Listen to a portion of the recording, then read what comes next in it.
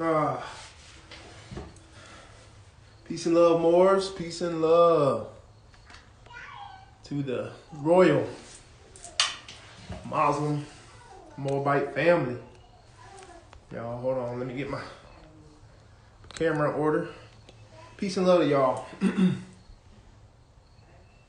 What's up, Finesse? But hey, y'all. Real quick, man. We ain't gonna do history today. Islam, bro. We ain't gonna do history like that today and all that, because I'm be real. Half the time, I know a lot of people don't understand it unless you really been studied. I wanna work with like minds, you know what I'm saying? And there's different levels to that especially with the history and the law and all that kind of stuff. But man, let's get to the basics. You know, our people have a problem with mind control. That's our number one problem dang near, is that we're not in control of our own mind. All right. This is what Prophet Noble Drew Ali came to save us from. Islam, Noble. This is what Prophet Noble Drew Ali came to save us from the wrath of Allah, with the understanding that we are subject to mental slavery. All right. I want to give you some simple techniques, because you can go down all the history lanes and all the law lanes and still not be right within. All right. That's not as important. You're going to lead as manifest. You feel me? You're going to lead as manifest, and you better make sure that you was on the right track before you lead as manifest and get your mind in order, because all is mental. So wherever you go after this is a projection of what your mind, made for you to do. So breathe and meditate. We got to pay attention to our breath. If we want to get control of the mind, we must take control of the breath and the way that we breathe. How do you know this to be true? Because breathing is one of the only things you do that you don't have to think about, right? Do you not breathe without having to think about it? Breathing is just an automatic mind function that correlates to your lungs. You suck in the air, you breathe it, you don't even think about it. You don't even know how many breaths you take in a normal day. You know what I'm saying? They probably got some estimate or whatever.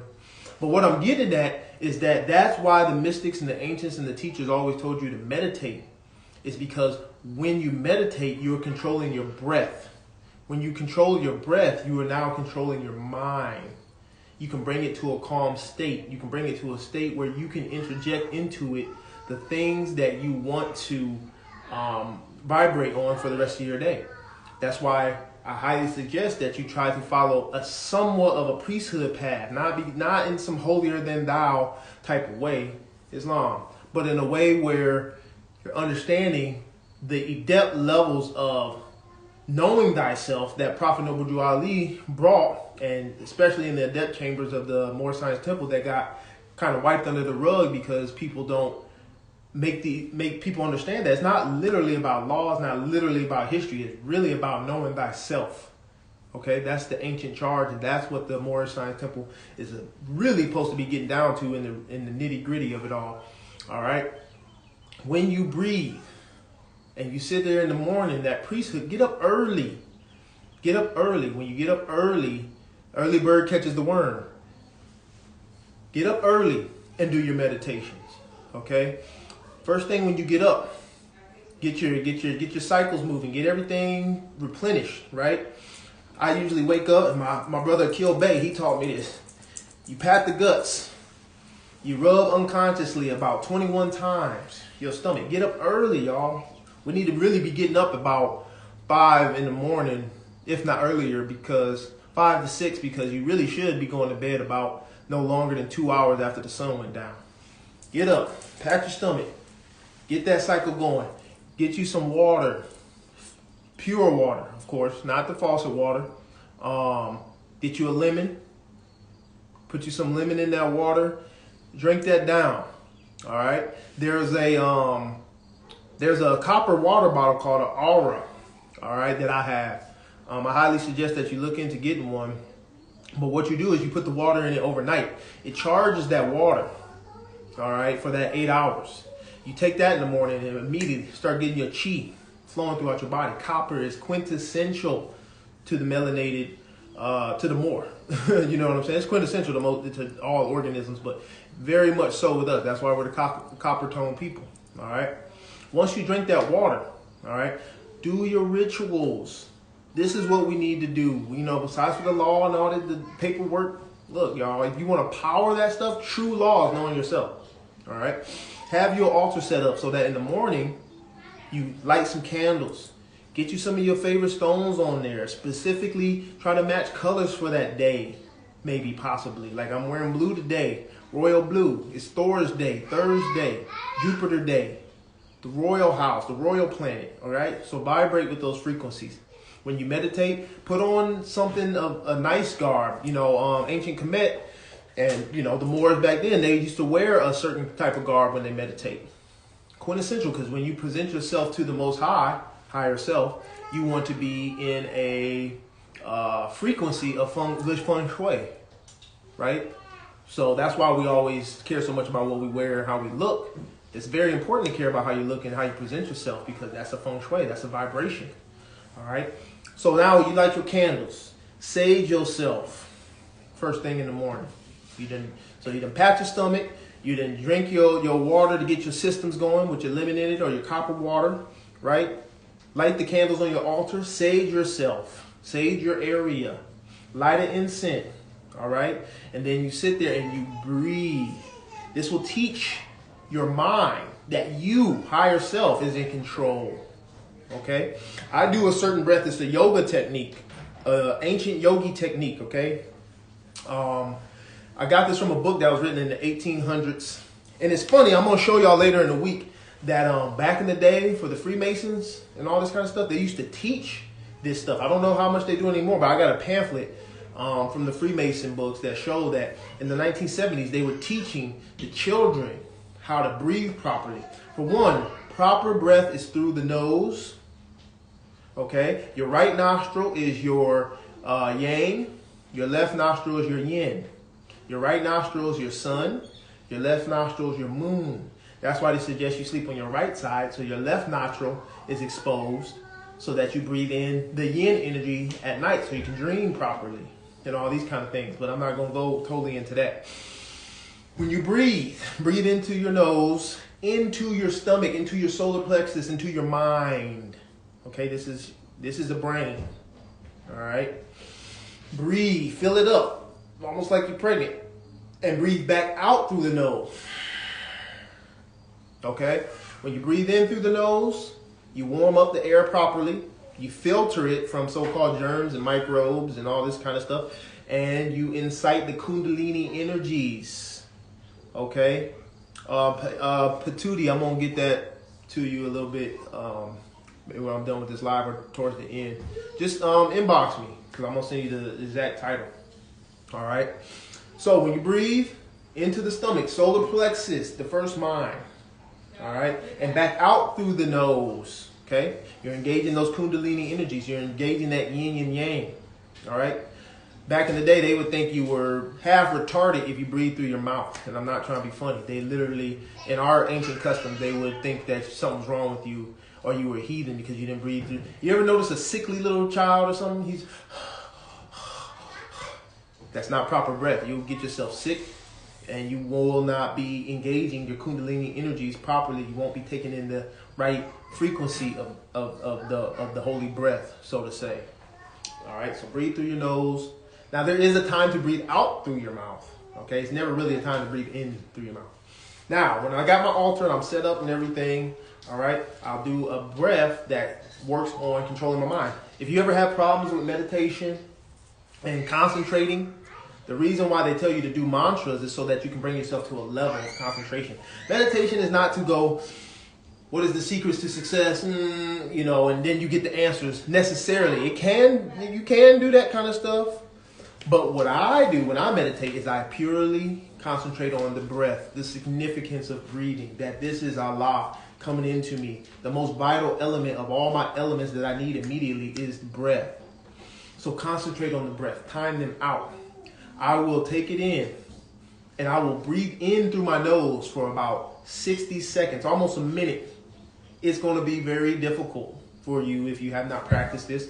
You must breathe in through your nose very slow. Even do it in increments. Okay? Once you breathe in through your nose, very slow, for as long as you can. I do 60 seconds. You might need to start off at 30. Once you do that, you hold it for about a second or two, and you breathe out very vigorously through the mouth. All right, just like that. Once you do that, you take in a big breath through the nose once again. Fill up the stomach. Hold it for 5 seconds, and then start to breathe as if you're whistling in increments of 3. So I'll take that long in through the nose, 30-second, minute breath. Breathe it out. Then I take another big breath. Hold it 5 seconds. Shape your mouth like you're whistling. And do 3 vigorous out breaths.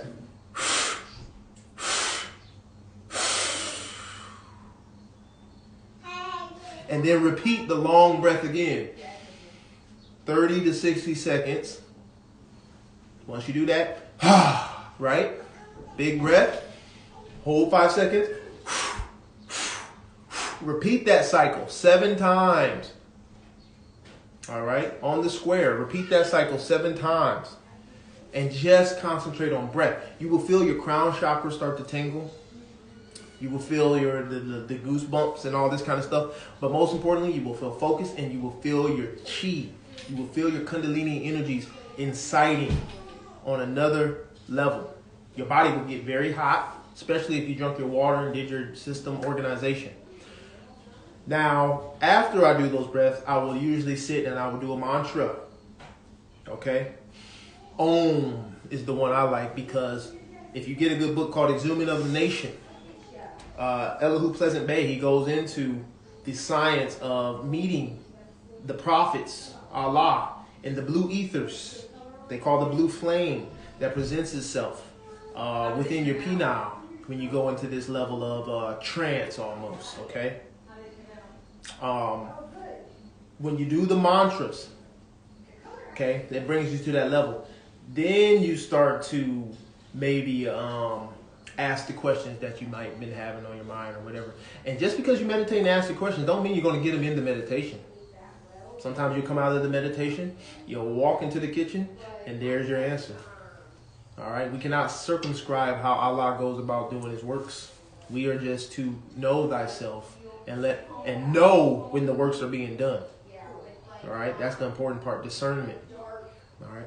So, I wasn't getting into history today. I wasn't getting into that stuff. Breathing. Let's start there as a nation. Let's breathe. Every little thing's going to be okay in your life. Everything that you're going through is just, this is school. Are we will? You know what I'm saying? We ain't even on the job yet. That's in this plane of soul that we're going next. This is school. So get the lessons. Know thyself so that when you go to that next plane that's totally mental, you are a giant. Okay? But that's all I got. Peace and love to everybody. Wasn't trying to do nothing to whatever. Just give y'all some techniques to be in line with the law of thyself. Breathing and meditation is key and quintessential to repairing the nervous system. That's the point of the meditation, is to repair the nervous system. There's a good book called The World Within by Hilton Hotima.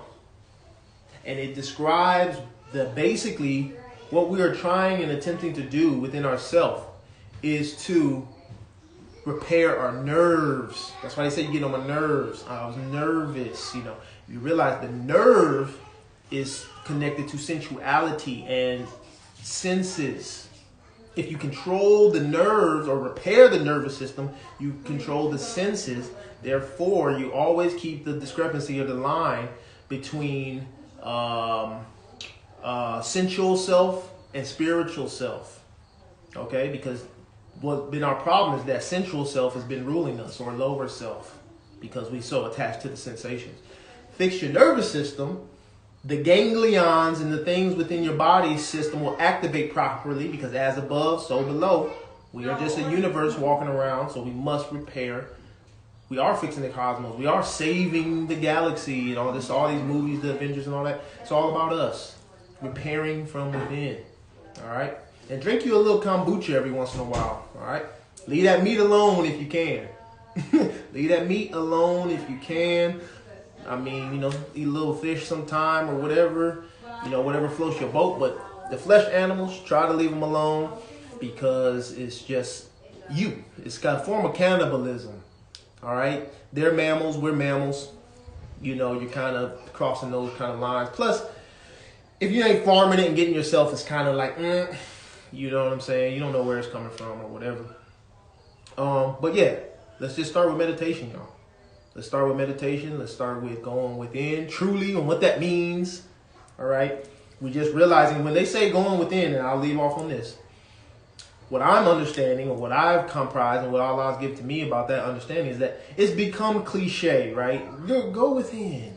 But the whole thing is that everything that's happening outside of you is happening in you, right? When you see something, is that happening out there or is it happening within your senses? It's happening in your mind because your mind is the thing that perceives it. When you hear something, it's happening in your mind because your mind is the thing that receives it.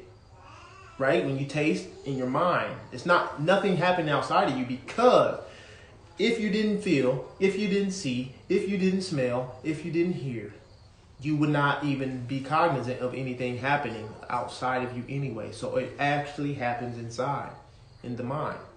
That's what they mean by going within. When you dream, you're having a vision of a part of yourself within. Okay? When you dream, you disconnect from the body, and then your soul goes into the cinema of self and watches the movie of the message that he's trying to receive. Don't we receive a lot of messages through movies? Don't everybody be like, hey, watch this movie, man. They talking some. So when you're dreaming, that's your soul version of watching the movie to receive messages from the higher planes as it so-called sees. And it's about what's within. The movie's always about inner. Okay? It's a broadcast of a certain situation that you're dealing with within, because it's all spiritual. Okay? So yeah, eat the good foods like my brother Noble Moore is saying, or what are, you know, this kind of stuff. Be careful of vegan food. I ain't saying vegan either, because a lot of that stuff has got tons of chemicals and processes to it. Eat naturally. Eat holistically. Okay? Eat clean and pure as possible. Don't come to me with the vegan sour cream talking about, yeah, eat this more, and it's got about 15 ingredients. And then you got the organic natural sour cream that's got 2 ingredients. You dig what I'm saying? So I don't get caught up in that whole thing. I try to eat pure for how my body and my blood and who I am is, right? Okay, so veganism is kind of like, it's become culty in the sense that if it's vegan, I'll eat it, but that stuff is highly cancerous sometimes because of all the chemical processes that it's put through. Okay, so love, truth, peace, freedom, and justice. High honors the Prophet Noble Drew Ali. All the active Moors out there, man, share this out. Just keep rocking with your boy, man. I got some things coming. Me and my boy are working on a video series. I got some other type of situations that I'm getting to that I want to broadcast to y'all. Pretty much, I'm about to start this little TikTok thing, this class called Atazaz Book Class, because I got so many books that I just want to show the information. Whether people understand it or not, that's not my concern. I just want to put it out there because that's what it's about. Somebody gonna get it. It's for somebody. You dig what I'm saying? So just keep tuning in with me, man. You know what I'm saying? I'm trying to get my followers up so we can keep building this. All right? Because we got a lot of building to do, y'all. All right? Peace and love, y'all. Islam.